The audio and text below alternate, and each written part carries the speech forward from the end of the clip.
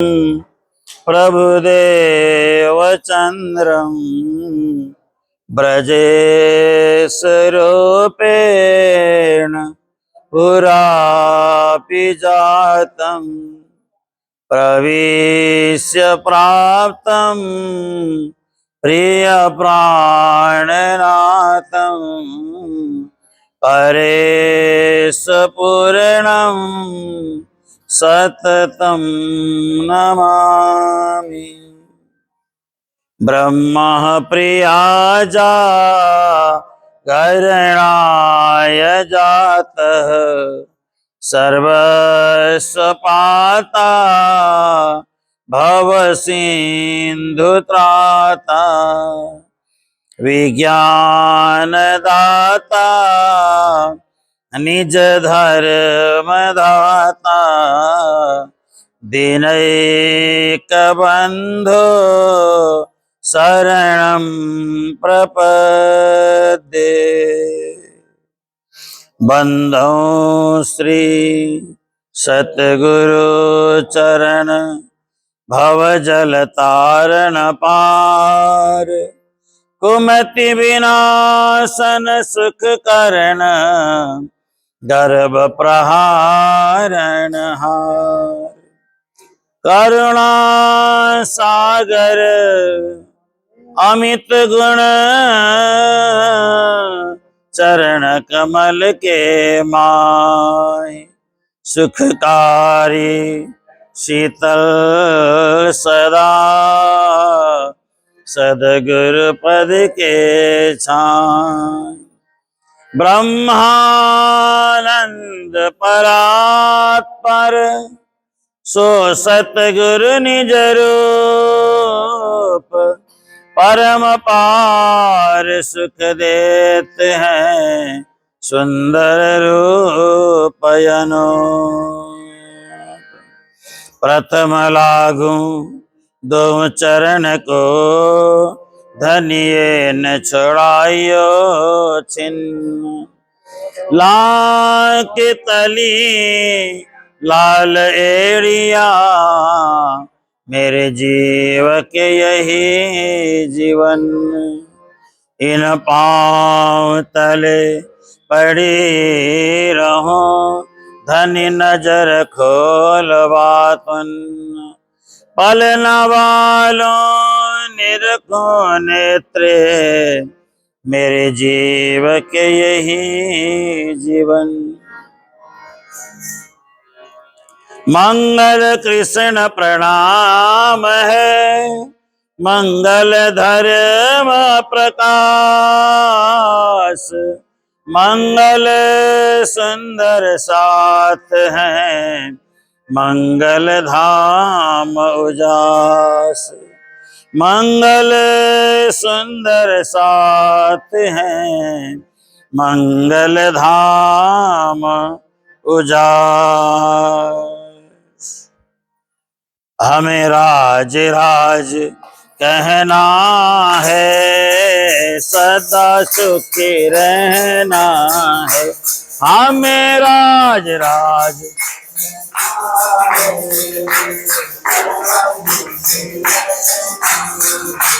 हमें पिया पिया कहना है हमें पिया पिया कहना है सदा सुखी रहना है हमें राज राज कहना है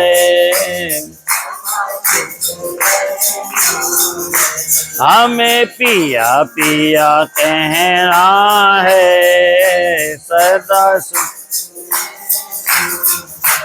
हमें धाम धनी कहना है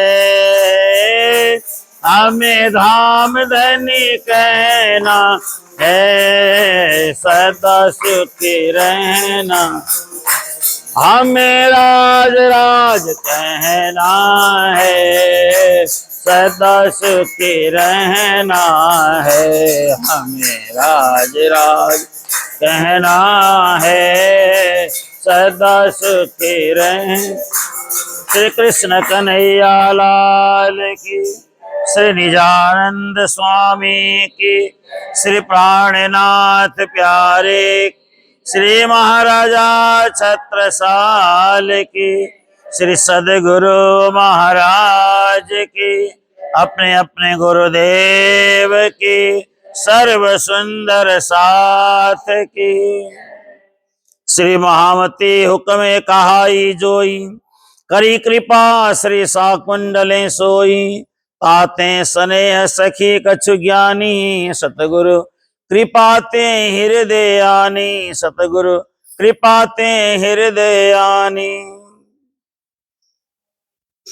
प्रथम प्रणमो सतगुरु श्रीदेव चंद्र प्राणनाथ धनी अखंडानंद, श्री तेज कुंवरी निज संग सुहावे, तीन प्रताप तिमर न सजावे, द्वादश सहस्त्र अंग तिन राजे, दिव्य ब्रह्मपुर माहे विराजे, अक्षर ध्यान धरत है जाको, अक्षरातीत नाम निजता को, निगम नेत नेत कर गावे, ब्रह्मा विष्णु पार नहीं पावे, अविनाशी निज अखंड अपारा, परम धाम मध्य करतनि बिहारा, सो कारज कारण पाए के आए, सुत भतु मेहता के कहाए, उमर कोट गाम शुभ सार, तहाँ प्रकट भय आधार, तीन आए खोज जगत में कीन्ही, तौल बुध मत सकल की लीन्ही, तहाँ से आए मिले हरिदासे सेवा, करत परम विश्वास, प्रथम प्रणमो सतगुरु श्रीदेव चंद्र प्रणाम, सुंदर साथ जी प्रणाम।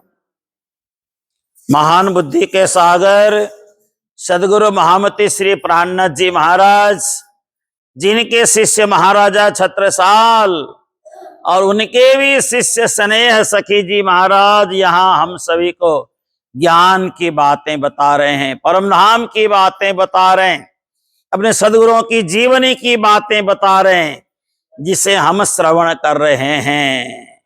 देखिए 3 तारीख से सुनना प्रारंभ किया था, आज हो गया 10। कितने दिन हो गए? 7 दिन हो गए। तो ऐसे करते करते बीतक कथा पूरी हो जाएगी, और बीतक कथा पूरी होने के बाद फिर जन्माष्टमी की तैयारी होगी, फिर छठी की तैयारी, फिर राधाष्टमी की तैयारी, उसके कुछ दिन बाद फिर यहाँ पे शरद पूर्णिमा की तैयारी, और शरद पूर्णिमा की तैयारी के बाद यहाँ पे वार्षिक उत्सव की फिर तैयारी। ये चलता रहता है। बड़ी हमारी सुंदर परंपरा है, राज्य की बड़ी मेहर है, राज्य की बड़ी कृपा है। आइए सदगुरु श्री देव चंद्र जी महाराज इस समय कहाँ हैं? भूज नगर कच्छ में हैं, और कच्छ में सर्वत्र भ्रमण करते करते सदगुरु कहाँ पहुंच गए? गुरु हरिदास जी के पास। वहां जाकर के उन्होंने नाम भी ग्रहण किया, भज मन श्री वृंदावन कुंज बिहारी नित्य विलास, यही राखो तुम दिल में सुमिरो कर विश्वास। तो वहां रहते हुए सदगुरु देव चंद्र जी महाराज का पूरा परिवार भी आ गया, सब आ गए, अब वहीं रहने लगे, और करते करते विवाह विधि भी संपन्न हो गई उनकी, उनका विवाह भी हो गया। विवाह होने के बाद उनकी पत्नी का नाम है श्रीमती लीलबाई जी। देखिए हमारी माँ है ना, हम सब की माँ है, देवचंद्र जी की धर्म पत्नी हमारी माँ है, और तेज कुंवरी जी भी हमारी माँ है। हमारी 2 माताएं हैं। माताएं तो हमारी सबकी अलग अलग अपनी अपनी हैं, लेकिन हमारी ये दोनों माताएं जगत माताएं हैं, हम सब की माता हैं, है ना। तो ऐसे सदगुरु देव चंद्र जी महाराज, सतगुरु कृपा आप मोहे कीनी, ताते कछु मत माफक चीनी, सुनियो सात अब कथा ते ही, भई है भूज नगर में जेही। अब सदगुरु देव चंद्र जी महाराज भूज नगर में क्या क्या लीलाएं करते हैं, उनका और बखान होने वाला है। सुनियो सात अब कथा ते ही, उस प्रसंग को आप सभी श्रवण करें, मन लगा के श्रवण करें। सेवा माही प्रीत बहु लागी। देखिए परमात्मा की सेवा करने में उनको बड़ा आनंद आने लगा, बड़ा आनंद आता है परमात्मा की सेवा करने में। है ना।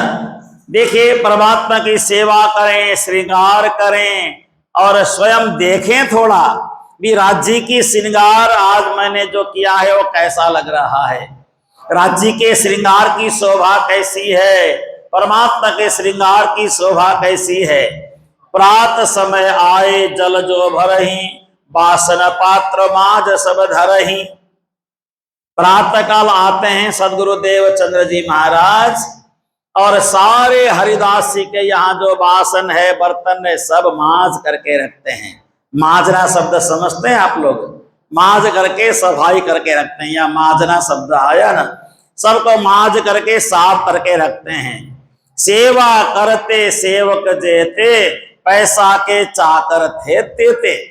जो वहां सेवादार थे वो पैसे लेने वाले थे हरिदास जी के यहाँ, और देवचंद्र जी महाराज पैसा तो लेते नहीं थे, उनको तो सेवा से आनंद आता था, सेवा करने में अच्छा लगता था।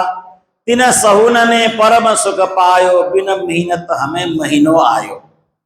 देखो, अब मेहनत भी नहीं करना पड़ रहा है और पैसा भी हमें मिल रहा है, ये आनंद आ गया उन लोगों को। सोचने लग गए, सारा हम सुबह उठ के यहाँ आते हैं तो जल भी भरा हुआ होता है, बर्तन भी साफ किया हुआ होता है, झाड़ू भी मारा हुआ होता है, झाड़ू लगाया हुआ होता है ना।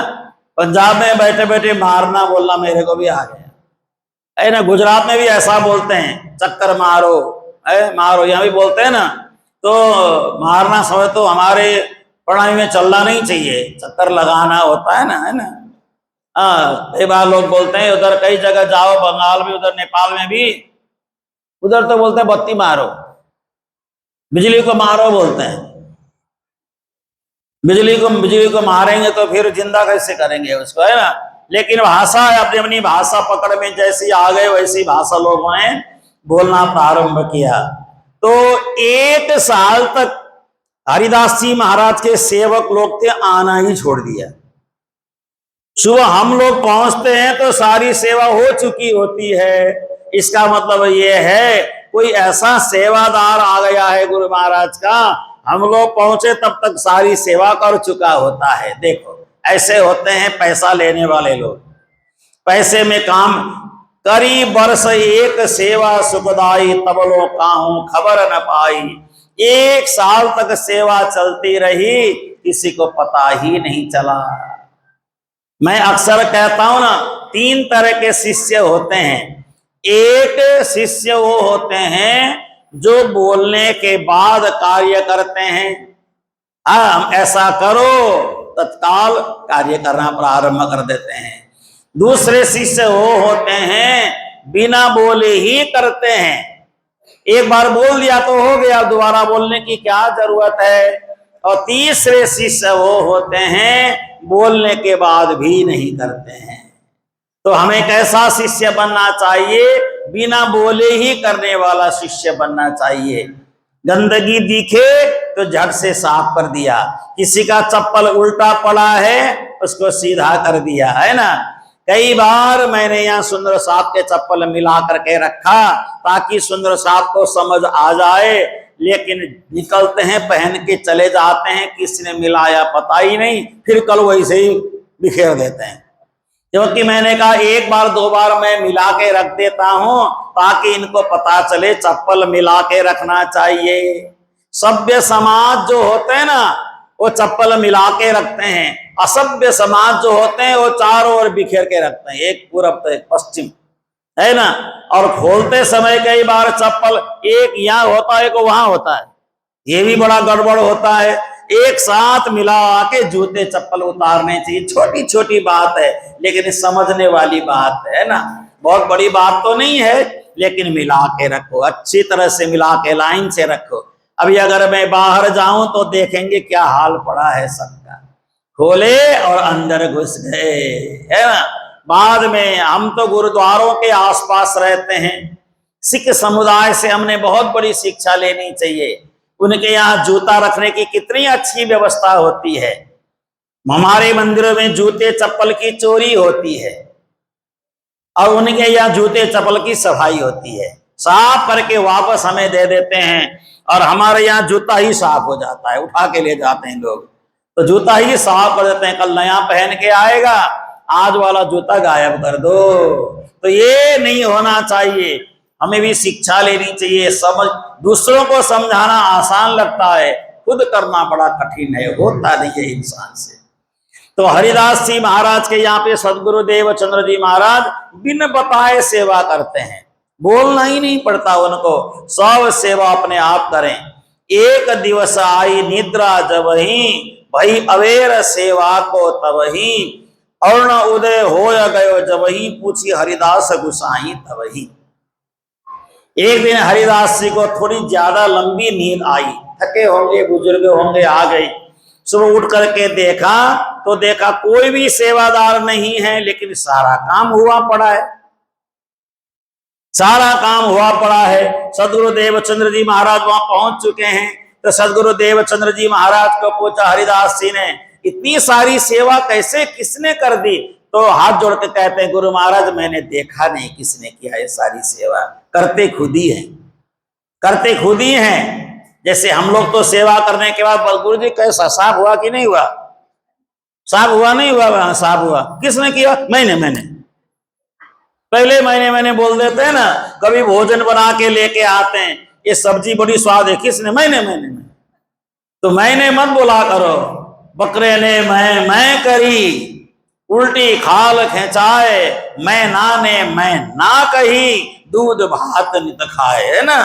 तो हम लोग बचपन में सुनते थे, प्रेम की भाषा, प्रेम की परिभाषा हमारी होनी चाहिए। सेवा करें लेकिन किसी को पता ही न चले, तो राज्य को पता चलता है। सेवा करके किसी को बताएं, उसका कोई लाभ नहीं है। मैं एक सुंदर साथ का नाम लिए बगैर बताना चाहूंगा। एक सुंदर साथ किसी जगह पे हुआ करते थे, अब भी हैं। उनकी बुजुर्ग माँ थी, तो उनके जो पुत्र हैं, पुत्र मैंने पहले भी बताया था, फिर भी आज आपको याद दिला रहा हूं। तो देखो आजकल माता पिता बुजुर्ग बनने के बाद पुत्र के आगे हाथ फैलाना पड़ता है, बेटा मेरे को 5,000 दे दे, 2,000 दे दे, ये अच्छी बात नहीं है। तो वो जो सुंदर साथ हैं अब भी हैं। माता पिता तो उनके पहले गुजर गए, माँ घर में थी। तो माँ जब विश्राम करती हैं, तो एक जहां विश्राम करती हैं, जहां बिस्तर में सोती हैं, तकिए के ठीक नीचे 1 महीना पूरा हुआ कि नहीं, तकिए के नीचे बेटा पैसा लाके रख देता है माता को, ताकि हाथ ना फैलाना पड़े, बेटा पैसा चाहिए ना बोलना पड़े। तो जब माता सुबह उठ करके अपना बिस्तर उस्तर मिलाती है, तो तकिए के नीचे से 10-15 हजार रुपया मिल जाता है माँ को। माँ बोलती है पैसे किसने रखे? तो बेटा बोलता ही नहीं, मुझे तो नहीं पता किसने रखा, मुझे नहीं पता। कोई भी घर में कोई बोलते ही नहीं है किसने रखा। लेकिन एक बेटा है जो पैसा तकिए के नीचे रख देता है, ताकि माँ खुले दिल से खर्चा कर सके, माँ को हमारे सामने हाथ ना फैलाना पड़े। देखो कितनी अच्छी भावना है। तो कभी हम उनके घर जाते थे, तो हमें बोलती थी, ये मेरी ओर से 1,000 रुपया ले लो, 1,500 ले लो, 2,000 ले लो। हमें देती थी पैसे, हाथ में रखती थी, जेब में डाल देती थी। तो माता जी आप इतना पैसा देते हो? अरे मेरे को महीना पूरा होते ही राजी महाराज मेरे तकिए के नीचे पैसा रख देते हैं, उसको मैं खर्चा करती हूँ। देखो कितनी अच्छी भावना है। पुत्र की भावना कितनी अच्छी है और बेटे की भावना कितनी अच्छी है। ऐसा बेटा मिलेगा कहीं, बड़ा दुर्लभ है। बेटे के सामने हाथ फैलाना पड़े, ऐसा बेटा तो निकम्मा बेटा है भैया। माँ की जरूरत को समझ करके पुत्र पहले ही माँ के सामने पैसा ला के रख दे, वो सच्चा पुत्र है, सच्चा ज्ञानी समझदार पुत्र है, मांगना ना पड़े। ऐसे बहुत सारे लोग और भी हैं उदाहरण के तौर पे। तो कहने का मतलब है, सेवा करते हैं लेकिन किसी को पता नहीं चलता है। एक दिन पूछी फिर सेवकन सो तबहि, साचो सब बोलियो अबहि, सेवा कौन करत है यह, कहो साच कर हम सोते है। एक दिन सब सेवकों को इकट्ठा करके सबको पूछा, बोलो सेवकों, ये सुबह सुबह अंधेरे में आकर के किसी को पता ही नहीं चले रात्रि के समय झाड़ू भी लगाना, पोंछा भी मारना, पानी भी भरना, सारी सफाई भी करना, बर्तन भी मांजना, ये सेवा कौन करता है? तो सब सेवकों ने कहा गुरु महाराज हमें नहीं पता, हमें नहीं पता, हम तो नहीं करते हैं। जो तुम साच नहीं कहेगो हमको तो बहुत दुख होएगो तुमको, तब डर से बोले टहलुआ सबही, माफ करो तो कहें हम अबही। हे गुरु महाराज अगर आप हमें क्षमा करेंगे तो हम किसी का नाम बताएंगे आपको, ये सेवा कौन करता है आप हमें क्षमा करेंगे तो ही बताएंगे। माफ करी तब कही उन ऐसे, सेवा होत मंदिर की जैसे, वर्ष एक बीत्यो इन ठाही, हम सेवा करने को आवत नाही। चेलों ने सबने बता दिया हे गुरु महाराज अगर आप हमें क्षमा करें तो हम आपसे विनती करेंगे, 1 साल से हम लोग कोई भी सेवा करने नहीं आते हैं। तो ये करता कौन है? ये सारी सेवा करता कौन है? झाड़ू पोछा लगाना, इतने बड़े क्षेत्र में सफाई करना, सब करना, ये सब करता कौन है? ये हमें नहीं पता, इसका हमें कोई ज्ञान नहीं है। का जाने को सेवा करही, ये तो खबर हमें नहीं परही। तब जानी हरिदास गुसाई, बिना श्रीदेव चंद्र जी और नहीं। उन्हें अंदाजा लगाया ये सारी सेवा हो सकता है कि देवचंद्र जी करते होंगे, ऐसा उन्हें अंदाजा लगाया। इतने में देवचंद्र जी महाराज आ गए और देवचंद्र जी महाराज ने आकर के उनके चरणों में प्रणाम किया और गुरु महाराज के पास बैठ गए।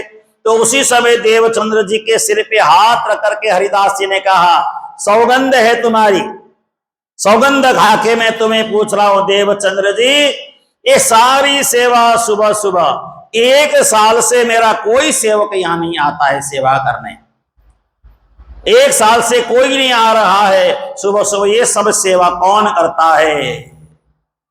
देवचंद्र जी को पूछा बार बार।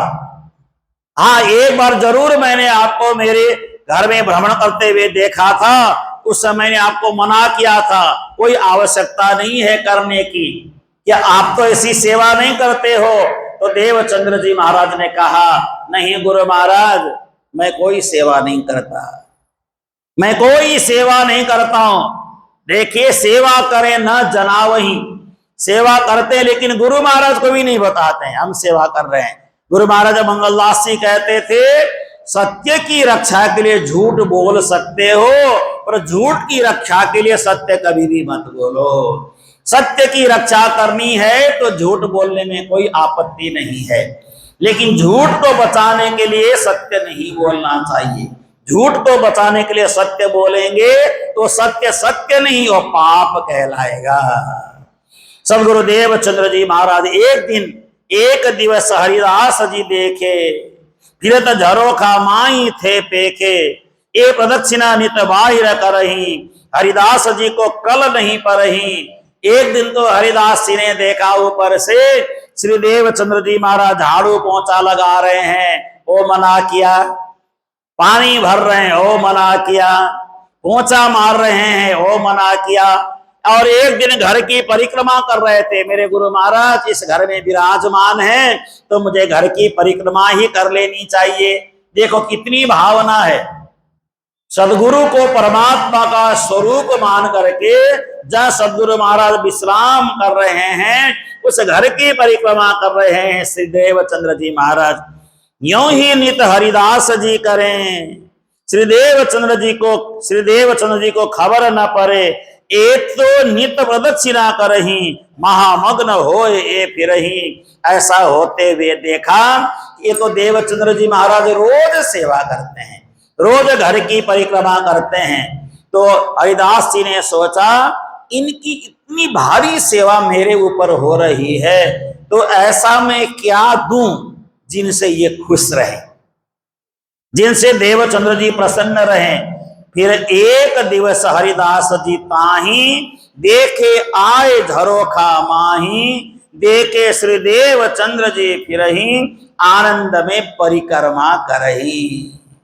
है ना, चुपचाप आओ मंदिर की परिक्रमा करो, है ना, मंदिर की परिक्रमा करके वापस चले जाओ। प्यास लगे पानी पी लो, पानी पी लो और आनंद से अपनी परिक्रमा करो। हम मंदिर गए थे, किसी ने नहीं पूछा। आपके घर में आपको कौन पूछेगा? आपके घर में कोई आपको पूछेगा? आपके घर में आपको कोई नहीं पूछता। आपका घर है, अपना घर है, ये मंदिर भी हमारा अपना घर है।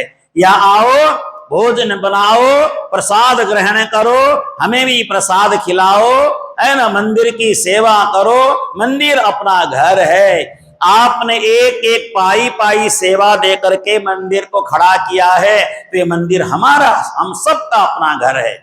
मंदिर में कोई पूछे ना पूछे, इससे क्या लेना देना है? आपके घर में आपको कोई पूछे ना पूछे कोई मतलब नहीं होता है।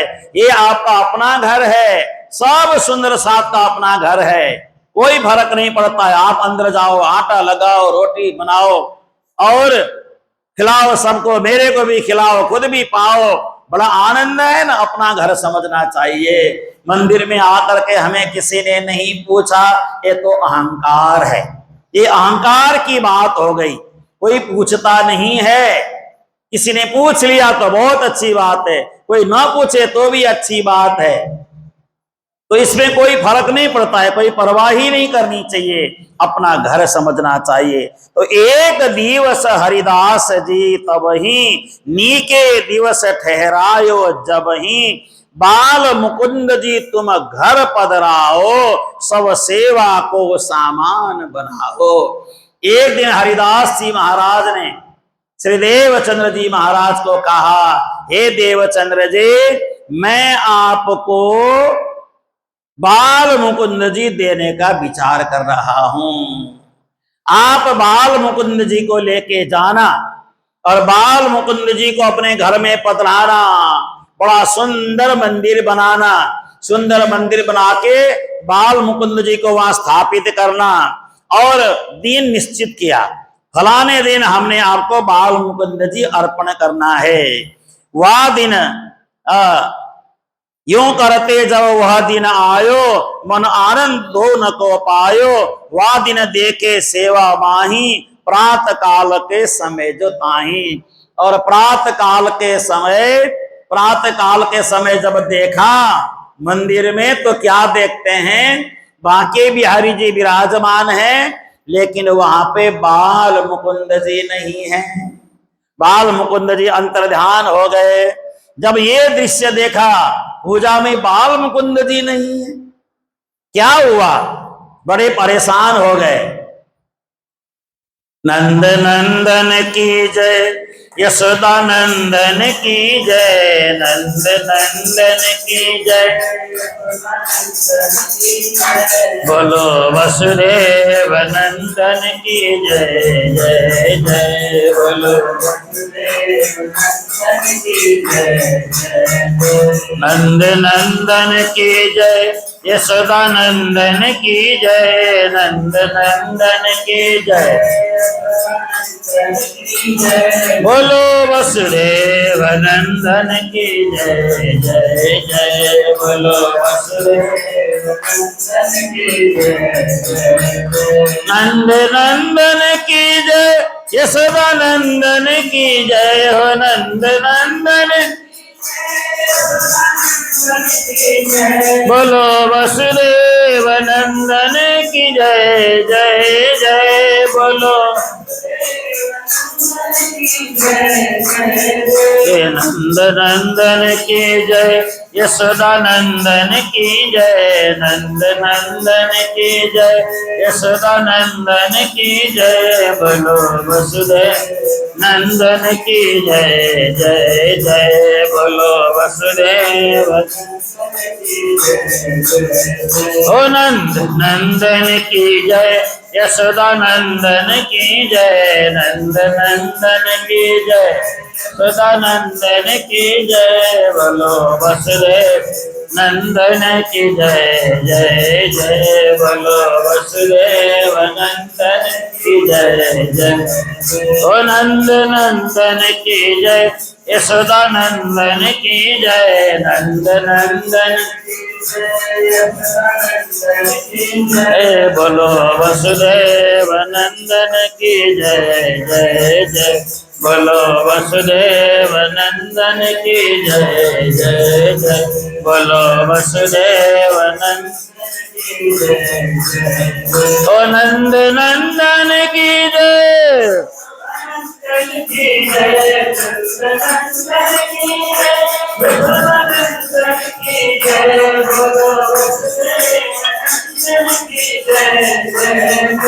बोलो वसुदेव नंदन की जय। नंदन नंदन की जय। यशोदा नंदन की जय।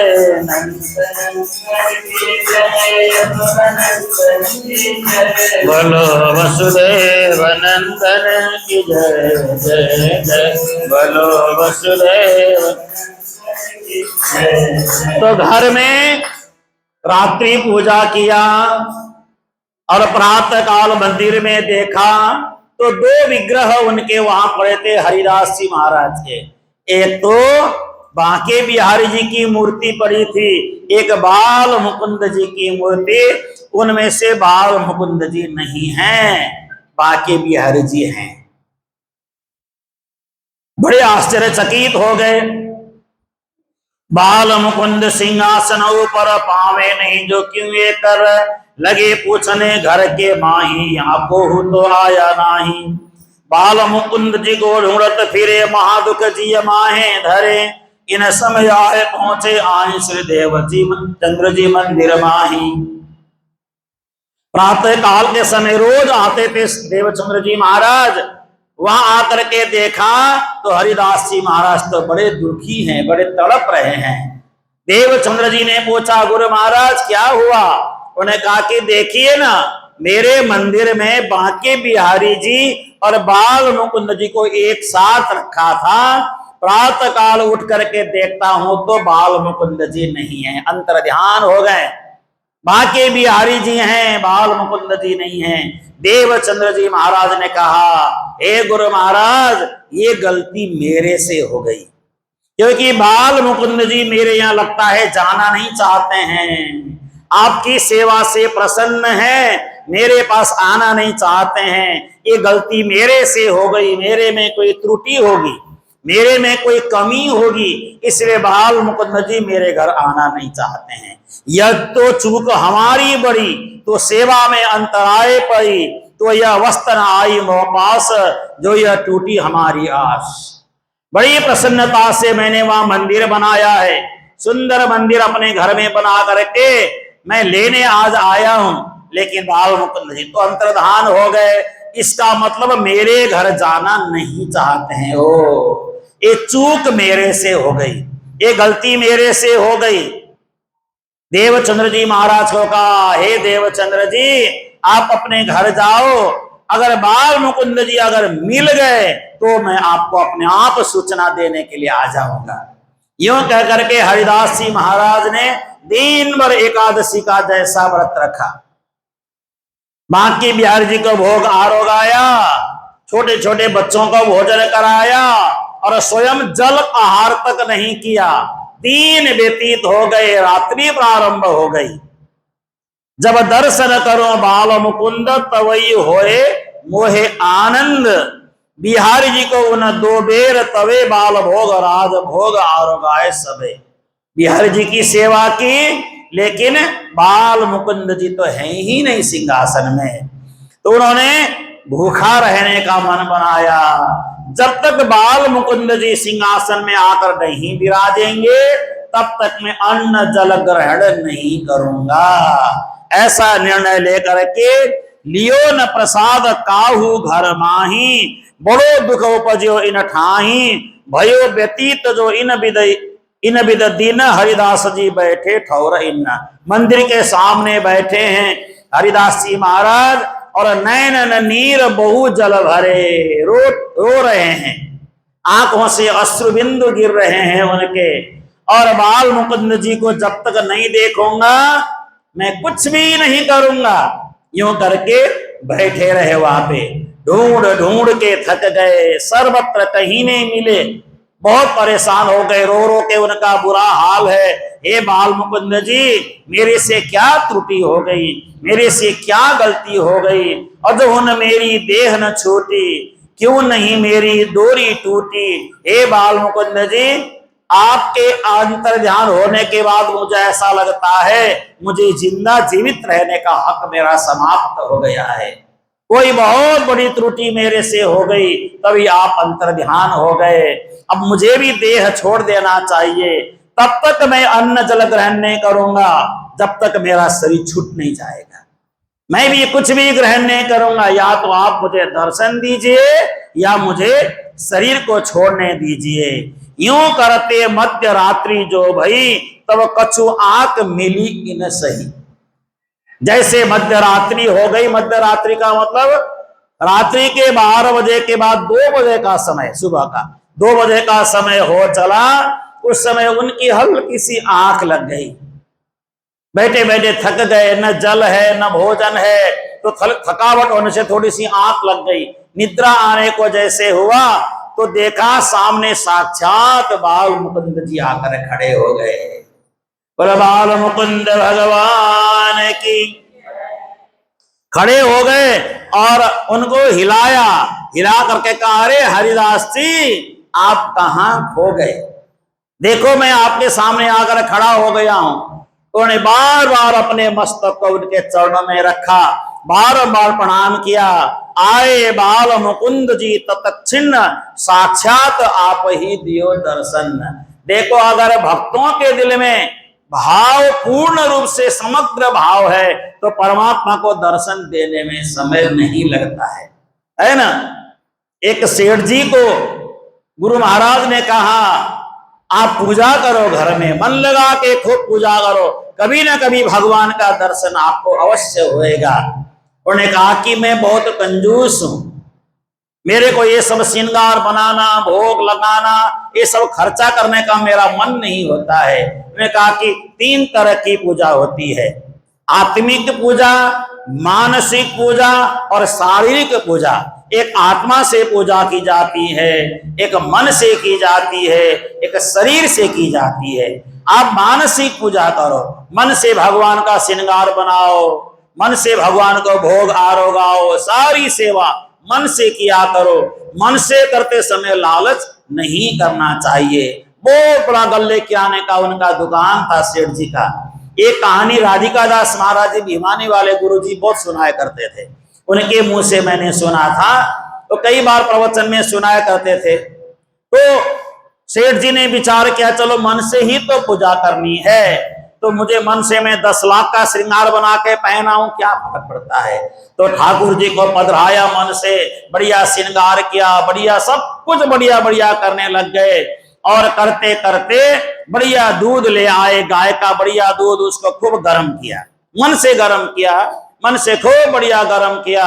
इतना बढ़िया गर्म किया, दूध गाढ़ा हो गया। दूध गाढ़ा होने के बाद अब उस दूध को ठंडा किया, मन से ही पंखा हिला कर ठंडा किया। ठंडा करने के बाद दूध रखा। दूध रखने के बाद अब उस दूध में थोड़ा सा शक्कर डालने का मन हुआ, तो शक्कर जब डालने लगे, थोड़ा शक्कर डालने से भी मीठा तो ज्यादा हो ही जाना था, दूध पहले से गाढ़ा बना हुआ है, लेकिन गलती से मन से ज्यादा शक्कर गिर गया। जब ज्यादा शक्कर गिर गया तो सेठ जी ने कहा, अरे शक्कर तो ज्यादा गिर गया, ये ज्यादा गिरने से तो नुकसान हो जाएगा, ठाकुर जी को भी बीमारी हो जाएगी। जब ऐसा कहा, ऐसा कह करके उन्हें आंखें झट से खोली तो ठाकुर जी सामने खड़े मिले। बोले वृंदावन बिहारी लाल की। ठाकुर जी सामने खड़े मिले। हे सेठ जी, लालच करो तो आप जैसा, है ना। अगर ध्यान में मन से चीनी डालते समय भी आपको लालच लग रहा है, लोभ लग रहा है, इसका मतलब आप जैसा भक्त कोई नहीं है। मन से चीनी डालने में भी आपको संकोच हो रहा है, बोलो क्या चाहिए आपको? प्रभु आपने दर्शन दिया, अब तो मेरी सारी इच्छा पूरी हो गई, अब मुझे कुछ नहीं चाहिए, अब मैं सब कुछ त्याग दूंगा और गुरु महाराज के आश्रम पे जाके, क्योंकि परमात्मा ने दर्शन दिया तो सब अपने आप जल करके राख गया, विकार सारे जल गए, काम क्रोध लोभ मोह ईर्ष्या द्वेष सब जल करके राख हो गए ना। भगवान के दर्शन पाने के बाद सारी चाह खत्म हो जाती है, सारी इच्छाएं खत्म हो जाती है। और गुरु महाराज के आश्रम में जाकर के सारा धन संपदा गुरु महाराज को समर्पित करके वहीं रह करके आश्रम की सेवा करने लग गए। तो कभी कभी लालच भी भगवान को आने में मजबूर कर देता है। इसलिए परमात्मा की सेवा करते समय कोई लोभ लालच नहीं करना। देखिए ना, मैं अभी वृंदावन गया। कब गए थे अपन वृंदावन? 3-4 महीने पहले वृंदावन गए। तो वहां पे श्रृंगार बनाने के लिए मैंने सोचा, हमारी साध्वी जी भी साथ में थी, तो श्रृंगार बनाने का मन हुआ मेरा। मैंने कहा एक जन्माष्टमी के लिए बढ़िया श्रृंगार बनाना है, बढ़िया, तो बढ़िया श्रृंगार बनाना है। मैंने बोला तो मेरे को उसने कहा कि बढ़िया मतलब कितने का बनाऊं? श्रृंगार बनाने वाला था, कितने का बनाऊं? मैंने कहा 50,000 1 लाख तक की बना दो। 50,000 1 लाख में कोई श्रृंगार बढ़िया थोड़ी ही बनता है। 3.5 लाख का श्रृंगार है, वो बहुत बढ़िया बनेगा। बोल के मेरे को दुकानदार बोलता है कि 3.5 लाख का श्रृंगार बनेगा आपका, बहुत बढ़िया बनेगा। ठाकुर जी के लिए भी बन जाएगा, लड्डू गोपाल जी के लिए भी बन जाएगा, ठकुरानी जी के लिए भी बन जाएगा, आपके राज श्यामा जी के लिए भी बन जाएगा, मुकुट भी बन जाएगी, बांसुरी सब कुछ मैं बना दूंगा, 3.5 लाख लगेगा। मैंने कहा बहुत ज्यादा है, मेरे पास इतने पैसे हैं ही नहीं। अरे ज्यादा कम मैं कुछ नहीं जानता, मैं तो बना ही दूंगा। अब मैं तो फंस गया, अब मुझे देना तो पड़ेगा, जब तैयार होगा तो लेके आना पड़ेगा। 3.5 लाख का श्रृंगार है ना। तो मैंने कहा चलो जो भी होगा ठाकुर जी की सेवा में लग जाएगा, सोच करके हाँ कर दिया। तो देखो राज्य का श्रृंगार बनाते समय मेरे को कंजूसी नहीं करनी चाहिए। जब मंदिर आप 2-2 करोड़ का बना सकते हैं तो 2-3 लाख का श्रृंगार बनाने में कंजूस क्यों करें? अपना घर बंगला हम 50 करोड़ का बना सकते हैं और राज्य का श्रृंगार बनाया 5,000 का। बंगला तो बनाया 50 करोड़ का, राज्य का श्रृंगार बनाया कितने का? 2-4 हजार 5,000 का। अरे जिनकी कृपा से ये सब है उनके लिए जितना बढ़िया बना सको बनाओ, बनाना चाहिए। यही श्रीदेव चंद्र जी की बात है ना। तो श्रीदेव चंद्र जी भी अभी सेवा करेंगे तो देखना कैसे कैसे करते हैं, कैसे कैसे सेवा करते हैं। तो प्रातः काल का समय हुआ, जैसे ही बाल मुकुंद जी ने दर्शन देकर के सारी बात बताई। तो यह बाल मुकुंद जी की थोड़ी सी महिमा है, मैं थोड़ी थोड़ी आपको सुनाता हूं। चरणों झांझरी घोंघरी झमके, बाल मुकुंद जी चरणों में झांझरी घोंघरी पहना है। और चलत चाल पद नेपुर ठमके, पैर का नूपुर ठमकता है, चलने से बड़ी अच्छी आवाज आती है।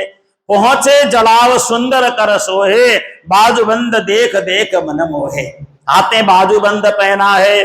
और नासिका में मोती सुंदर झलके, झिलमिल जोत हार उर खलके, यहाँ पे सुंदर हार भी शोभायमान हो रहा है। कर्ण फूल सुंदर सुहावे, कान में आभूषण है वो भी बड़ा सुंदर लग रहा है। नयन चपल छवि भरनी न जाए, आंखें बड़ी चपल है, चतुर है, चारों ओर देख रहे हैं ऐसे। शीश मुकुट अति सरस विराजे, सुंदर मुकुट सिर में पहना है ठाकुर जी ने, यानी बाल मुकुंद जी ने। देखे मां बाल मुकुंद जी जबहीं, आतुर हो हरिदास जी तवहीं, उठ के गुसाई चरण जो लागे, दुख सब जन्म जन्म के भागे। बार बार प्रणाम करें। और कितनी अद्भुत बात हो गई, आज तो ठाकुर जी उनसे गले मिले, बाल गोपाल जी हरिदास जी से गले मिलते हैं और कहते हैं हरिदास जी आपकी सेवा से मैं बहुत प्रसन्न हूं, मैं बिल्कुल आनंदित हूं, लेकिन आपको एक काम नहीं करना है। क्या काम नहीं करना है? अजहू तुम नहीं समझे देवचंद्र जी को, आपने अभी तक देवचंद्र जी को नहीं पहचाना, उनके घर मुझे नहीं भेजना, उनके घर मुझे नहीं भेजाना। तुम मोह को पधरावत वाही, श्री देवचंद्र जी के घर माही, मुझे देवचंद्र जी के घर में भेज रहे थे, मुझे वहां नहीं भेजना। तुम्हें पहचान जो इनकी नाही, कौन स्वरूप है ये परम सुहाई। तुम देवचंद्र जी महाराज को नहीं पहचान सकते, क्योंकि आपकी इतनी ऊंचाई नहीं है, आप इतनी ऊंची आपकी सोच नहीं है। इसलिए श्री देवचंद्र जी के घर में मुझे नहीं ले जाना। आनंद ब्रह्म वेदे कहो जिनको, जिसने आनंद स्वरूप ब्रह्म बोला है, परमात्मा बोला है। और अक्षर ब्रह्म जिनका निरंतर ध्यान करते हैं वही पर ब्रह्म की अर्धांगिनी श्रीदेव चंद्र जी स्वयं श्यामा महारानी हैं। उनसे मैं अपनी सेवा नहीं करा सकता। क्यों? इसलिए मेरे अंदर राजी महाराज का आवेश भी है, सब कुछ है, लेकिन मेरा ये शरीर है, ये मेरा शरीर अक्षर ब्रह्म का है। ये मेरा बाल शरीर अक्षर ब्रह्म का, शरीर मेरा अक्षर ब्रह्म का है, लेकिन ये मेरे अंदर शक्ति परब्रह्म परमात्मा की काम कर रही है। इसलिए परब्रह्म परमात्मा की शक्ति मेरे अंदर होने से, आवेश होने से मैं सब लीला करता हूं, लेकिन शरीर अक्षर का है मेरा। मैं अक्षर ब्रह्म रूपी शरीर धारण करके यहाँ धरती में आया हूं, और ये अक्षर ब्रह्म के शरीर में शक्ति तो अंदर की काम कर रही है, ऊपर की काम कर रही है, लेकिन शरीर अक्षर का होने से देवचंद्र जी मेरे शरीर को स्नान कराएंगे, चरणों में जल छींटा मारेंगे, सब करेंगे, चरणों को धुलाएंगे, तो मैं दोषी बन जाऊंगा। कृष्ण कन्हैया लाल की। तो कई बार लोग बोलते हैं क्या हमें बाल मुकुंद जी लड्डू गोपाल जी की पूजा करनी चाहिए? बिल्कुल करनी चाहिए, करने में कोई आपत्ति नहीं है, करने में कोई रोक टोक नहीं है, लेकिन हम अक्षर ब्रह्म जितने बड़े तो नहीं है, अक्षर ब्रह्म जितने बड़े तो नहीं है ना। इसलिए शरीर अक्षर ब्रह्म का है, लेकिन संपूर्ण शक्ति तो राज्य की ही काम कर रही उनके अंदर। जब वृंदावन में बाल मुकुंद जी आए ना, लड्डू गोपाल जी आए, तो उनकी सेवा कौन करती हैं? सारी वृंदावन की सखियां सब मिलके करती हैं। श्यामा जी नहीं कर पाती हैं उनकी सेवा, श्यामा जी नहीं कर पाती हैं, लेकिन राधा जी कर रही हैं सेवा। श्यामा जी के अंश से राधा जी हैं, तो राधा श्यामा में कोई भेद नहीं है। इसलिए कई बार लोग भ्रम वाली बात फैला देते हैं, सेवा करने में कोई आपत्ति नहीं है। अब हम ब्रह्म सृष्टि हैं, इसकी क्या गारंटी है? हम ब्रह्म आत्मा है, हमारी क्या गारंटी है? तो हम सेवा कर सकते हैं, ये तो श्यामा महारानी के लिए मना किया हुआ है। कई बार हमारे नासमझी के कारण सुंदर साहब कहते हैं वो तो अक्षर ब्रह्म है, हम तो परम धाम के हैं। अरे भैया, तुम परम धाम के हो, इसकी क्या गारंटी? तुम परम धाम के हो, ये कोई लिखित है क्या तुम परम धाम से आए हो? मेरे एक सुंदर साहब ने पूछा, गुरु महाराज मुझे बताइए 500 साल में कितने 12,000 सुंदर साथ परम धाम नहीं पहुंचे अभी तक? अभी तो पहुंचे ही नहीं 12,000। मैंने कहा देखो, अब परम धाम की ब्रह्म आत्माएं अब कोई लाखों में एक हो सकती है, हम सब ब्रह्म आत्माएं हैं, ये कोई गारंटी नहीं है। लाखों में कोई एक हो सकती है, और जो लाखों में जो एक है ना, वो हम लोगों को जगाती है, तो हम लोगों को जगाती है। क्योंकि वाणी तो सीधा सीधा कहती है, वाणी तो सीधा सीधा चौपाए कहते हैं ना कि जब प्राणनाथ जी चले गए तो ब्रह्म सृष्टि लगभग चले गए, चौपाई में आती है, चौपाई साफ साफ बताती है। मान लेते हैं ब्रह्म आत्मा अब भी धरती में है, तो उन ब्रह्म आत्मा के संगत से हम भी परम धाम में कहीं न कहीं 14 करोड़ 40 लाख में से कुछ बन जाएं। परम धाम में 12,000 तो अंदर रहती हैं राज्य के पास, लेकिन 14 करोड़ 40 लाख आत्माएं हैं परम धाम में, उनमें से हम हो सकते हैं ना। तो परम धाम में जाने को तो मिल ही जाएगा, चाहे जैसे मर्जी जाओ, तारतम लिया है तो अमर तो हो गए। तो 14 करोड़ 40 लाख को जगाना है, मात्र 12,000 को नहीं जगाना है। ये काम किसका है? हम सबका है। परम धाम में 14 करोड़ 40 लाख आत्माएं रहती हैं। ये 14 करोड़ 40 लाख आत्माएं परम धाम के 12,000 आत्मा के अंदर रह करके लीलाओं का आनंद लेते हैं। श्री सदगुरु महाराज की। जैसे आप परम धाम की आत्मा हैं, तो आपके अंदर अनंत आत्माएं रह करके परम धाम का सुख भोगते हैं, सुख का आनंद लेते हैं। हमने ये नहीं सोचना हम परम धाम नहीं जाएंगे, जाएंगे जरूर, लेकिन श्यामा जी तो नहीं है ना हम। कहाँ श्यामा जी, कहाँ हम?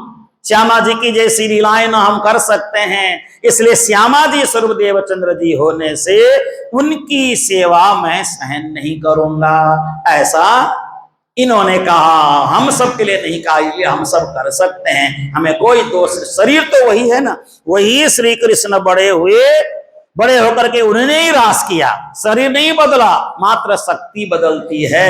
ये सारी बातें भी आपको हमको सबको समझना चाहिए। तो हरिदास जी ने पूछा, अगर देवचंद्र जी दुखी हो गए तो जहां मेरा सिंहासन है, मेरे सिंहासन और बांके बिहार जी के सिंहासन के बीच में रास के समय जो बांके बिहार जी ने जो परिधान वस्त्र पहना था, वो वस्त्र वहां मिलेगा, वो वस्त्र देवचंद्र जी को दे देना। तो वस्त्र की पूजा करके प्रसन्न हो जाएंगे, वो बिल्कुल दुखी नहीं होंगे। वो अब आप कहां जाओगे? कहां जाऊंगा? आपके घर सिंहासन में मैं बैठ जाऊंगा। इतना कहते कहते समय बीत गया और सिंहासन में बाल मुकुंद जी को जाकर के देखा तो वहां देखते बाल मुकुंद जी जैसे थे वैसे विराजमान मिले। कृष्ण कन्हैया लाल की। अब उसके बाद हरिदास जी ने कहा था देवचंद्र जी को, अगर वो आ गए तो मैं आपको बताने के लिए आ जाऊंगा। अब हरिदास जी महाराज ने विचार किया, चलता हूं। आज तक तो देवचंद्र जी का गुरु मैं था, अब आज के बाद देवचंद्र जी मेरे गुरु बन जाएंगे। ऐसा मन में ठान करके सुबह सुबह जिस समय देवचंद्र जी महाराज वहां से चल पड़े हों, उससे थोड़ा पहले ही यहां से हरिदास जी महाराज चल पड़े। और जाते जाते मार्ग में मन में विचार किया। मन में विचार करके इधर से इत थे यूं हरिदास जी चले, उत थे वे बाजार सामे मिले। तब हरिदास जी देख के तत्छिन्न और नमाए शीश चरण। जैसे हरिदास जी ने देवचंद्र जी को देखा, उधर से आ रहे थे, बाजार में मध्य बाजार में दौड़ के गए और हरिदास जी ने अपना सिर देवचंद्र जी के चरणों में रख दिया। श्री सद्गुरु महाराज की। उन्होंने झुकने नहीं दिया, पैर में हाथ लगा नहीं दिया, झट से उठा करके गले मिले और उन्होंने कहा, हे गुरु महाराज आप ये क्या कर रहे हैं? नहीं, मैं कोई गुरु महाराज नहीं हूं, मैं दुनिया के लिए सबका गुरु हूं, लेकिन आपका मैं आज के बाद शिष्य हूं। मैं आपको मानूंगा, आज के बाद आपको मैं गुरु के रूप में मानूंगा, क्योंकि आज मुझे पता चला कि आप कौन हैं। 1 साल तक आपने मेरी सेवा की, वो सेवा का भार मेरे ऊपर जो चढ़ा है उसका मैं कैसे वो भार में उतारूंगा? मैं तो बड़ा दुखी हूं, मैं तो बड़ा परेशान हूं। मैंने सोचा आप मेरे शिष्य बन गए, मुझे तो बड़ी खुशी हुई थी, लेकिन आज मुझे ये प्रसन्नता हो रही है कि आप मेरे गुरु हैं, मुझसे उससे ज्यादा प्रसन्नता हो रही है। दंडवती हरिदास जी की नो, श्री देवचंद्र जी पकड़ अंगलीनो, ये कहा करो गुसाई आही, ये विध हमें सुहावत नाही। और दोनों गले मिले और उन्होंने कहा, क्या बाल मुकुंद जी आ गए? आ गए नहीं, मेरे को साक्षात दर्शन देकर के आपकी महिमा बताई उन्होंने। आप कौन हैं इस विषय में उन्होंने साक्षात मुझे बताया और सिंहासन में विराजमान है, चलो आपको भी दर्शन कराते हैं। दोनों आए, दर्शन किया। दर्शन करने के बाद हरिदास जी के घर में सभी ने भोजन प्रसाद पाया। उसके बाद देवचंद्र जी के लिए जो श्रृंगार उतरा था रास के समय का, वह श्रृंगार देवचंद्र जी महाराज अपने सिर में उठा करके घर लेकर के चले गए और अपने पूजा घर में धूमधाम से पधराया। आज हमारे घर राज पधारे, आनंद पार रे, धन्य धन्य भाग्य हमारे रे। आज मेरे घर राज पधारे, आनंद धन्य धन्य भाग्य हमारे रे, धन्य धन्य भाग्य। साज श्रृंगार आरती उतारो,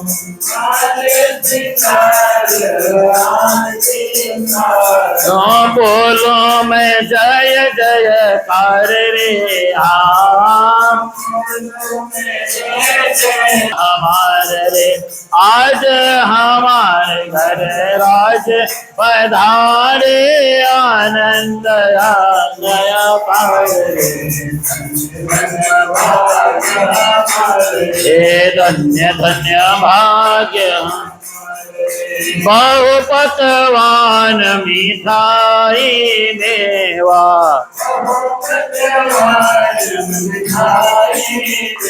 बहु पकवान मिठाई मेवा, बहु पकवान प्रेम से भोग लगाए रे, प्रेम से भोग लगा। धन्य धन्य भाग्य हमारे रे, धन्य धन्य भाग्य हमारे रे, आज हमारे राज पधारे आनंद। धन्य धन्य भाग्य हमारे रे, धन्य धन्य धन्य भाग्य हमारे रे। चंद्र सखी भज बाल कृष्ण छवि, छवि चंद्र सखी भज बाल कृष्ण छवि।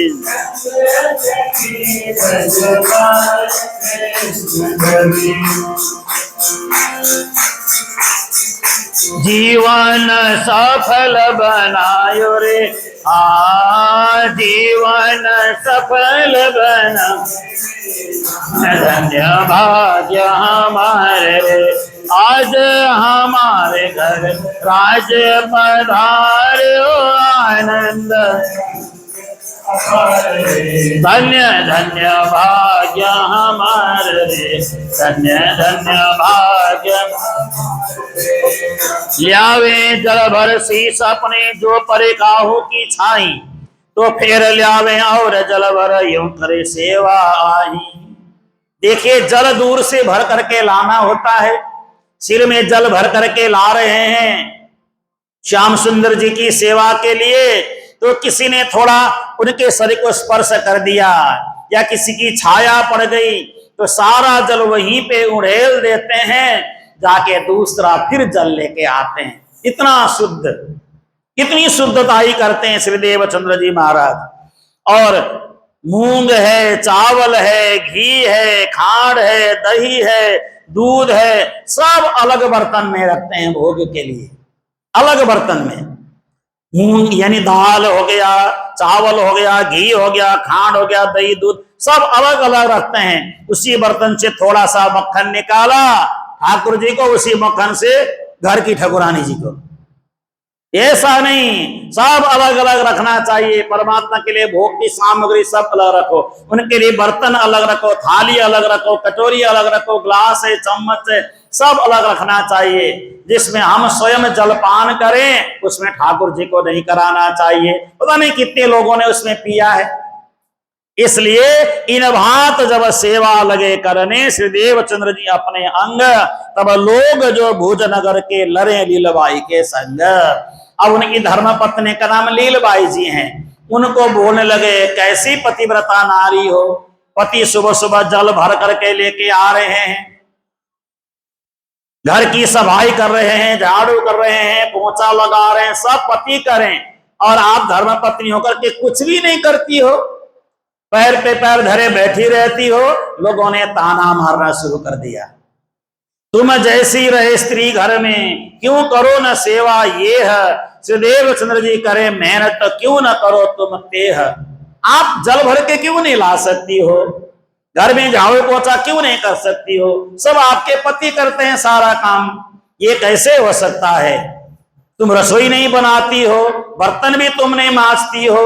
लोग जब ताना मारते हैं तो इन्होंने लीलबाई ने आकर के श्री देवचंद्र जी महाराज से कहा, हे आर्यपुत्र, मुझे सब लोग ताना मारते हैं, कोई सेवा का मौका आप मुझे भी दीजिए ना, मैं भी सेवा करूंगी। तब बोले श्री देवचंद्र जी, नहीं है ये तेरो काम, करत सेवा तुम्हारे चित्त तेरो, ल्यावत जल इन ठाम। जैसे जल लेके आना है, जल लाते समय अगर किसी की छाया पड़ गई, तुमने कहीं रास्ते में जल का पात्र रख दिया तो जल परमात्मा को अर्पण नहीं हो सकता। तो तुम्हारा तो दिल दुखेगा, तुम अपवित्र जल ला के मेरे को दे दोगी, इसलिए ये सेवा मैं ही करूंगा, आप ये सेवा मत करो। बर्तन सफाई करते समय तुमने अच्छी तरह से बर्तन साफ नहीं किया, कोई पिछले दिन का जूठा रह गया, जूठन रह गया, तो फिर वो बर्तन ठाकुर जी को भोग नहीं लगा सकते, तो ये तुम नहीं कर पाओगी। झाड़ू पोछा करते समय में गंदगी रह गई, गंदगी छूट गई, मुझे अच्छा नहीं लगेगा। शुद्ध जल से, शुद्ध वस्त्र से सारा काम करना होगा, शुद्ध वस्त्र पहन करके ठाकुर जी की सेवा करनी होगी। लीलाबाई करत बिनती, फिर नवा में शीश, करो सेवा अंग अपने, मैं यहाँ पाऊं बख्शीश। लेकिन पर मानी नहीं श्रीदेव चंद्र जी लीलाबाई की बात, सेवा सब श्री राज की करत जो अपने आप, सब स्वयं करते हैं, किसी को सेवा करने का मौका देते ही नहीं है, है ना। कभी कभी हम तो बोल देते हैं ना, बेटा आरती कर देना, आज मैं जरा थक गई हूं, आरती आज तू कर देना, बोलते हैं ना कभी कभार, आज आरती तू कर दे, चलो भोग ही तू लगा दे, किताब में देख के पढ़ ही ले। ऐसा नहीं, परमात्मा की सेवा स्वयं करें। स्वयं परमात्मा की सेवा करने में बड़ा ही आनंद आता है, बड़ा ही अच्छा लगता है, क्योंकि बड़ी कृपा गुरु महाराज की रही। मैंने सिलीगुड़ी में 4 साल तक सेवा पूजा करने का काम किया। सेवा पूजा 2 मंदिर में मैं सुबह पूजा करता था। उस समय जो आज मंदिर है वहां भी मैं पूजा करता था, और हम लोगों का बाल आश्रम था, वहां भी मैं जुब जाके पूजा करता था। बचपन से मैं जरा साफ सुथरा रहने का मेरा स्वभाव था, मुझे गंदगी बचपन से पसंद नहीं थी, तो साफ सुथरा रहने के कारण मेरे को गुरु महाराज का आदेश होता था, दोनों जगह की पूजा तू ही कर।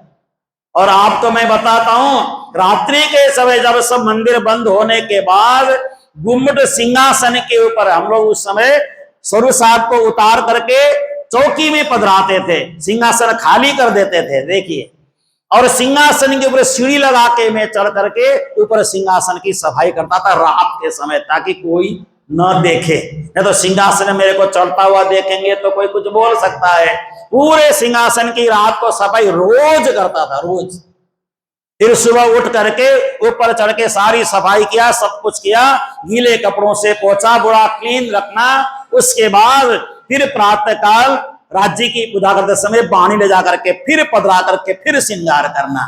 तो मुझे बड़ा अच्छा लगता था ये सब सेवा करना, मेरा मन लगता था उसमें। 4 साल तक मैंने सेवा किया सिलीगुड़ी के प्रणामी मंदिर में, है ना, बड़ा प्यार से, बड़ा भाव से। तो कई बार तो ऐसा लगता था राजी महाराज आरोग रहे, क्योंकि छोटी उम्र थी ना, इसलिए भाव होता था। बड़ी उम्र में ये सब भाव नहीं होता है, बचपन में ये सब भाव होता है। राजी महाराज आरोगते होंगे, क्योंकि राजी महाराज को भोग लगाते समय पर्दा खोल के नहीं देखना चाहिए, ये होता है ना दिल में भाव।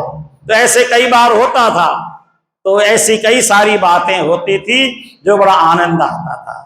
तो श्रीदेव चंद्र जी महाराज घर में ही बड़ा सुंदर व्यवस्था बनाए, खूब सेवा करें। और करते करते एक दिन क्या हुआ, श्रीदेव चंद्र जी महाराज सेवा करने के बाद सारी सेवा विधि पूरी हो गई। सेवा करने के बाद अब विचार किया, चलो आज मेरे पास थोड़ा समय बचा है, अभी उजाला होना बाकी है, 1 घंटा 2 घंटा, चलो मैं ध्यान कर लेता हूं। तो ध्यान करने के लिए बैठ गए। रोज ध्यान करने का आदत डालना चाहिए, ध्यान रखना, रोज ध्यान करें, आधा घंटा 10 मिनट 15 मिनट जितना बढ़ सकते हैं, नेत्र बंद करके शांत होकर के रोज ध्यान करने का आदत डालें। और ध्यान के समय आप, अब तो मोबाइल का जमाना है, मोबाइल में बांसुरी का धुन लगाएं, या आपको मन करता है ओमकार का धुन लगाएं, या कोई छोटा सा संकीर्तन लगा दे, राधे राधे का धुन लगाएं, और वो धुन लगा करके बैठेंगे तो आपका मन नहीं भटकेगा।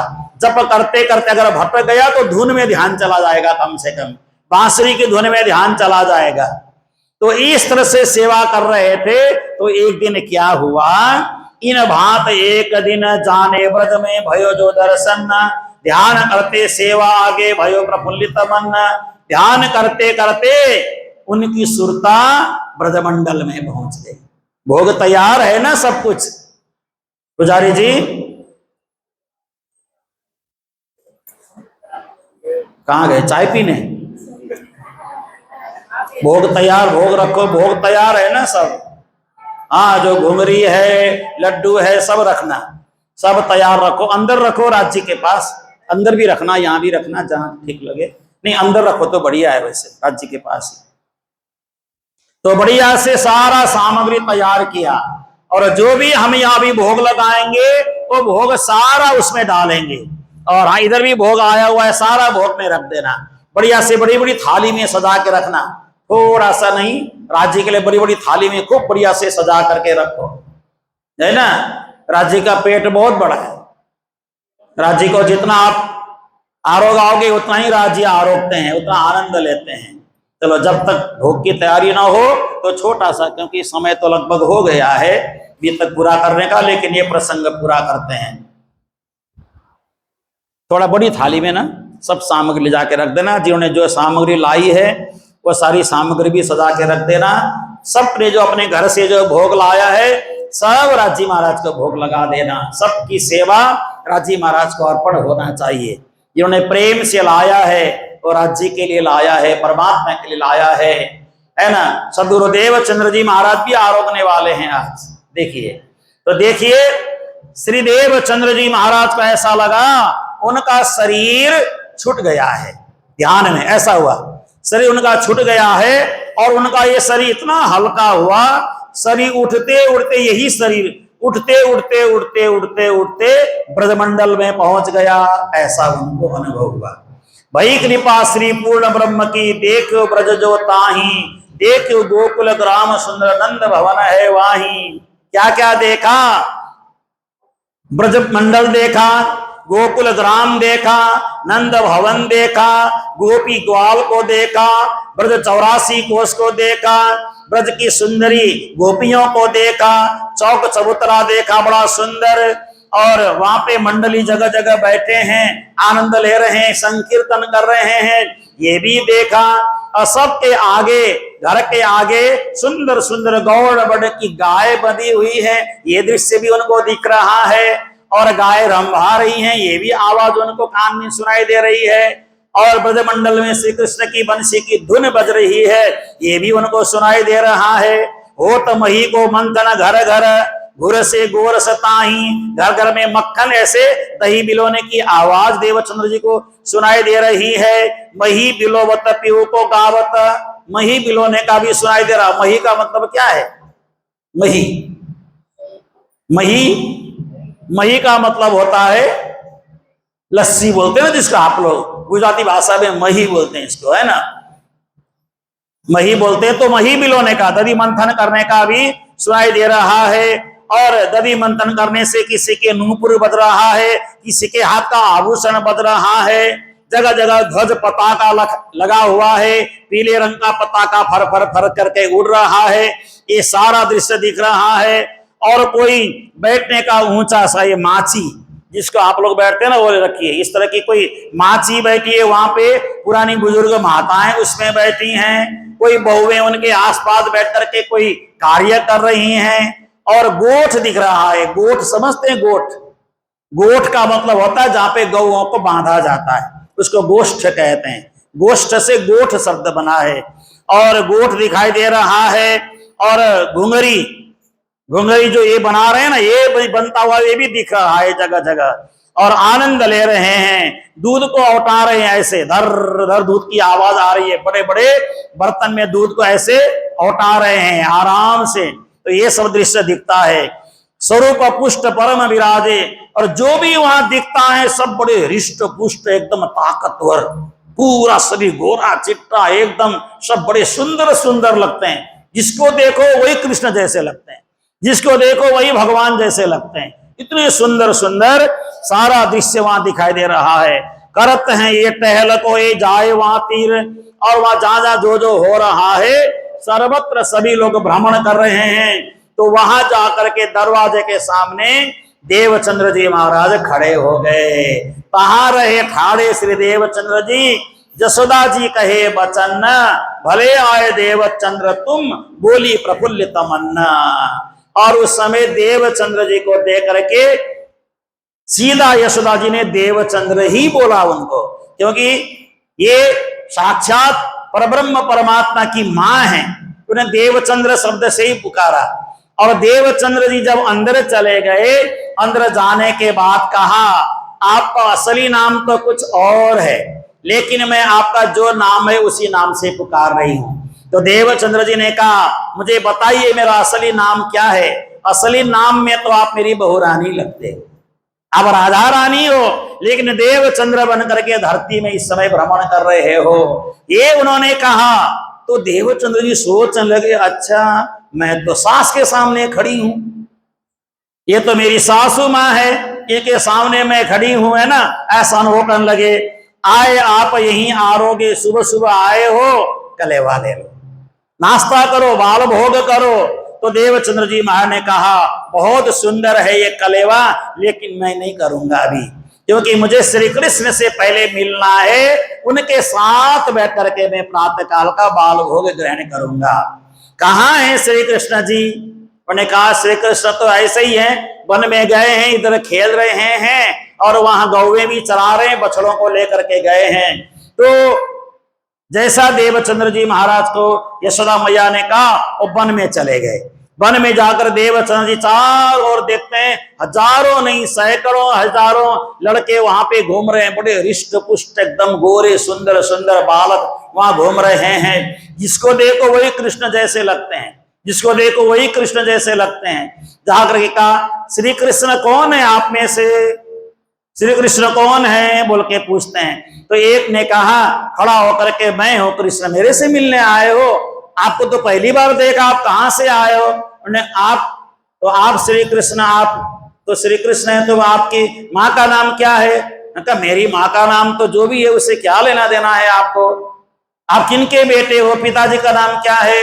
मेरे पिताजी का नाम नंद बाबा है। अच्छा आप नंद बाबा के बेटे हैं, लेकिन माँ का नाम क्या है? माँ का नाम तो और ही कुछ है, प्रभावती है माँ का नाम। अच्छा तो नंद कितने हैं यहाँ पे? यहाँ पे सैकड़ों नंद हैं, जिनके पास 9 लाख गाय वो सारे नंद, जिनके पास 9 लाख गाय वो सारे नंद हैं। तो मैं क्या बोलूं, कुछ समझ में नहीं आ रही है मेरे को बात। तो देवचंद्र जी महाराज ने कहा, देवचंद्र ने कहा मैं तो यशोदा मैया के बेटे श्री कृष्ण से मिलने आया हूं। अब यशोदा मैया ब्रजमंडल में एक ही है, नंद बहुत हैं, यशोदा तो एक ही है। उसी समय श्री कृष्ण ने कहा मेरे को ढूंढ रहे हो क्या? आओ आओ आओ आओ आओ देवचंद्र जी आओ, यहां मेरे पास बैठो। अपने पास बैठाया यशोदानंदन श्री कृष्ण ने देवचंद्र जी को बैठाया और बैठ करके आराम से बात करने लगे। उत पूछी कहां से कृष्ण, बोले बाल बचन खेलत टोले टोले लड़के, तुम कहत कौन कृष्ण, तुम कौन नंद के कृष्ण पूछो, यो बोलत हंसमुख बाल। तब इस तरह से आपस में हंस रहे हैं, हंसा रहे हैं, आनंद की बातें ग्रहण करते हैं। देवचंद्र जी महाराज के साथ कई घंटों बैठ करके बात किया। वहां का समय अलग है, यहाँ का समय अलग है। बहुत देर तक बैठ करके वहां पे बात किया, लेकिन जब तक ये संवाद हुआ तो श्री कृष्ण ने समय को वहीं का वहीं रोक के रखा है, वहीं का वहीं समय को, क्योंकि संसार का समय और वहां का समय तालमेल नहीं होता है, लेकिन इस समय को वहां पे रोक दिया है देवचंद्र जी के लिए श्री कृष्ण ने। क्योंकि देवचंद्र जी पता नहीं कितने दिन बाद पहुंचेंगे, ऐसा होगा तो सही समय पे वहीं जागना चाहिए। तब श्री कृष्ण जी ने देवचंद्र जी के लिए कहा तो आई जी से मिले। आई जी मतलब सासू से। बोले हाँ मिल के आया हूं मैं। उन्होंने कुछ दिया तो नहीं, लड्डू दिया ना उन्होंने, बड़े सुंदर लड्डू मेरे को दिए हैं और कहा ये लड्डू तुम अकेले नहीं खाना, कुछ श्री कृष्ण को देना, कुछ तुम दोनों मिलके पा लेना। और ये लड्डू भी उन्होंने निकाल करके दिया।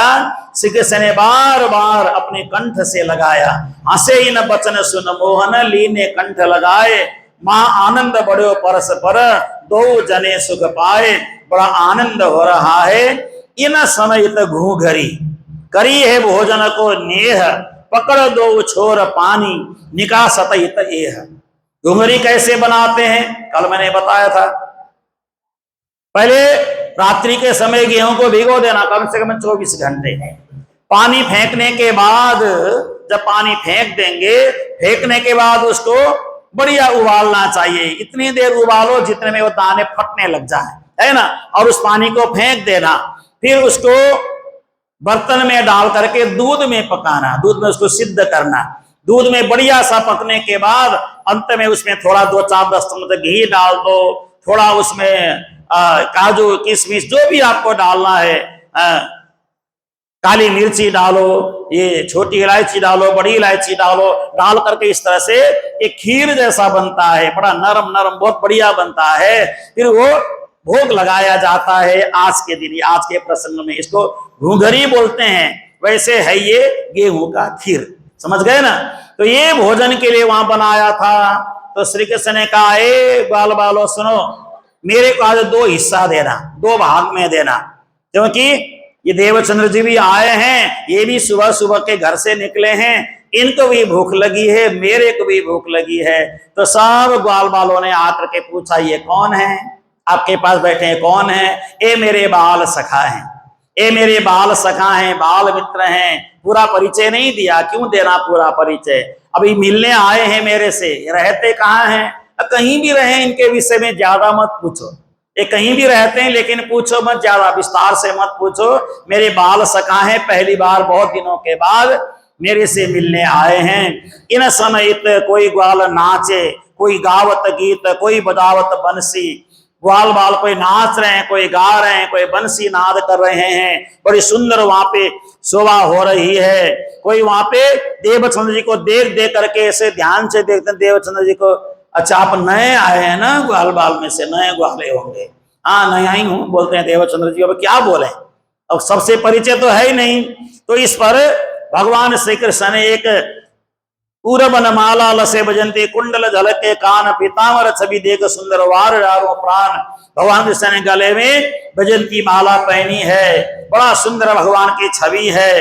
भाल तिलक मनोहर मनोहर राजे, तिलक लंबा चौड़ा पहना है श्री कृष्ण ने, मुकुट पहना है। भगवान कृष्ण की छवि का वर्णन करना यहाँ बहुत कठिन है। और परस्पर आपस में बात कर रहे हैं श्री कृष्ण जी, श्री देवचंद्र जी, खूब आनंद आ रहा है। और लड्डू और ये सब घुंघरी बांट दिया, दही बांट लड़कन सब सामा, आप हिस्सा लए, 2 हिस्से में लिया। और श्री देवचंद्र जी को कहा, देवचंद्र जी आप भी आरोगो, मैं भी ग्रहण करता हूं, बहुत जोर से भूख लगी है। यूं कह करके जब देवचंद्र जी को कहा तो देवचंद्र जी ने कहा, ठीक है, पहले आप आरोगना प्रारंभ करें ताकि मैं भी ग्रहण कर सकूं। तो श्री कृष्ण ने एक कौर उठाया, उठा करके देवचंद्र जी के मुंह में खिलाया। देखिए, एक कौर उठा करके देवचंद्र जी को खिला दिया, अब आप अपने आप खाओ। तो देवचंद्र जी के पत्तल से एक कौर उठा करके देवचंद्र जी को खिलाया और कहा, अब आप खुद आरोगो। तो श्री कृष्ण ने जैसे देवचंद्र जी को एक कौर खिलाया, मुंह में प्रसाद को डाला और जैसे चबाने लगे तो देवचंद्र जी का ध्यान भंग हो गया। सदगुरु महाराज की। देवचंद्र जी ने अपने आप को धरती में ही पाया, अपने आप को जमीन पे पाया, जहां बैठे थे वहीं पाया। कोलिया भर एक दूजे हेतु से मुख में दे, जैसे कोलिया खिला रहे थे, ध्यान भंग हो गया और सोचने लगे कितना आनंद बरस रहा था, कहां था मैं, कहां पहुंच गया। देखो, श्री कृष्ण के अंग संग बैठकर के बातचीत कर रहा था, फिर मैं धरती में आ गया, क्या मिला मेरे को, यहाँ कुछ नहीं है। अब उनका एकदम बैराग आने लगा, अंदर एकदम बैराग आने लगा, यही सुख मुझे निरंतर चाहिए, जो अभी थोड़ी देर पहले मिला, ये सुख मुझे चाहिए, ये संसार का सुख मुझे नहीं चाहिए। अब इस सुख की मैं कैसे प्राप्ति करूं? नेत्र खोल के देखते हैं, सामने पत्तल भी वही है, घुंघरी भी वही है, लड्डू का प्रसाद भी वही है, किसी को नहीं बताया, सारा प्रसाद स्वयं अकेले पाया। इतना परम पावन जहां कृष्ण जी ने हाथ लगाया है और स्वयं देवचंद्र जी को आरोगाया है, तो ये पावन प्रसाद किसी को क्यों दूं? अकेले सारा प्रसाद पाया और सोचने लगे, अब मुझे पता चला सारी बात का। मार्ग में मूछें बना करके आने वाले भी यही स्वरूप थे, संकट के समय यही मुझे बार बार साथ देते हैं। अब इनका एक मैं मूल साक्षात स्वरूप का दर्शन किए बगैर चैन नहीं लूंगा। 2 बार दर्शन हो गए, एक बार मार्ग में एक बार ब्रज में, अब एक बार इनका साक्षात दर्शन जब तक नहीं करूंगा मैं शांति से नहीं बैठूंगा। लाग्यो प्यार स्वरूप सो देव चंद्र को नेह, आरोगाने लगे इन स्वरूप को दिल में कर विश्वास, प्रेम से उन्हीं को आरोगाने लगे। कोई के दिन इन भात सो इत करो जो गुजरान, इन भात के बीती जो बीतक सो कहाँ लो कहूं बखान। श्री मामत कहे कृपा करके कहायो, श्री साकुंडले करी सोए, ग्रयो स्नेह सखी सो जी में कृपा करी सतगुरु जोए। शाकुंडल जी की कृपा से स्नेह सखी कहते हैं मुझे ये प्राप्त हुआ और मैं आप तक पहुंचा सका। सब प्राणनाथ जी की कृपा, सदगुरुदेव चंद्र जी महाराज की कृपा है। यूं कहते हुए अब सदगुरुदेव चंद्र जी महाराज कल के प्रसंग में आगे जामनगर जाएंगे, भुजनगर से वहां जाके क्या क्या करेंगे, ये सारी लीलाओं का वर्णन आगे आगे आप सभी को सुनाते जाएंगे। एक बार पुलिस के रूप में, प्रहरी के रूप में मिले, एक बार बाल स्वरूप में मिले, अब श्री कृष्ण साक्षात किशोर स्वरूप में मिलेंगे देवचंद्र जी को। उन सभी का वर्णन कल परसों करते जाएंगे। इस प्रसंग को यहीं पर विराम दे रहे हैं। आप सभी धन्यवाद के पात्र हैं, जो सेवा देते हैं, जो भोग लगता है, जो भोग लगता है आप सभी धन्यवाद के पात्र हैं। जो सेवा आपका आता है तो बोर्ड में लिख देते हैं हमारे पुजारी जी, जो सेवा आता है उसी सेवा से 1 महीने भर भोग भी लग जाता है, सेवा भी हो जाती है, और अन्य जो महीने भर का जो सामान्य जो खर्चा है या जन्माष्टमी की तैयारी है वो सब भी हो जाती है। सबको बहुत बहुत धन्यवाद देते हुए शब्दों को यहीं पर विराम दे रहे हैं। आप सभी चौपाई दोहराएं, भोग लगाने की जरूरत नहीं है, सीधा प्रसाद वितरण करें। अर्जी बोलने के बाद सीधा प्रसाद वितरण करेंगे। श्री महामत कृपा करके कहायो,